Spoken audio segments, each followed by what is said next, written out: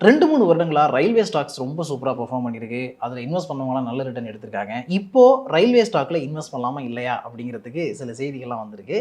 அந்த செய்திகள் என்ன அப்படிங்கிறத தாண்டி நம்ம கவனிக்க வேண்டிய என்ன விஷயம்னு பார்த்தீங்கன்னா, இப்போ வந்து நெறைய ரயில்வே செக்டார்ல இருக்கக்கூடிய கம்பெனிஸ் புதுசு புதுசா நெறைய ஆர்டர் எடுத்திருக்காங்க.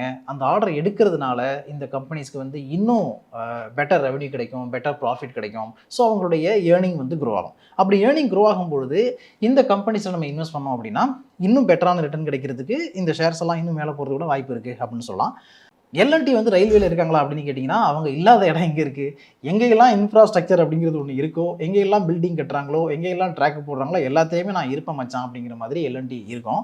அந்த அடிப்படையில பார்த்தீங்கன்னா, லார்சன் அண்ட் டோப்ரோ கம்பெனியுடைய டிரான்ஸ்போர்ட்டேஷன் டிவிஷன் வந்து இப்ப என்ன பண்ணியிருக்காங்கன்னா, 2500ல இருந்து 5000 கோடிக்கு ஒருத்தான ஒரு கான்ட்ராக்டை எடுத்திருக்காங்க. நேஷனல் ஹை ஸ்பீட் ரயில் கார்ப்பரேஷனுக்காக. ரயில் விகாஸ் நிகம் 1694.9 கோடிக்கு ஒருத்தான கான்ட்ராக்டை செக்யூர் பண்ணியிருக்காங்க. ரயில்டெல் கார்ப்பரேஷன் வந்து 574.9 கோடிக்கு ஒருத்தான ஆர்டரை எடுத்துக்கிறாங்க. இந்த ஆர்டர் எதுக்காகன்னு பார்த்தீங்கன்னா, ஆக்சுவலா இது ரயில்வேக்குள்ள எடுக்கல. இவங்க வந்து வேற சில இன்ஃப்ரா ஒர்க்கையும் பண்ணிக்கிட்டு இருக்காங்க. அந்த அடிப்படையில Bihar state educational infrastructure development கார்ப்பரேஷனுக்காக இந்த கான்ட்ராக்டை எடுத்துக்கிறாங்க.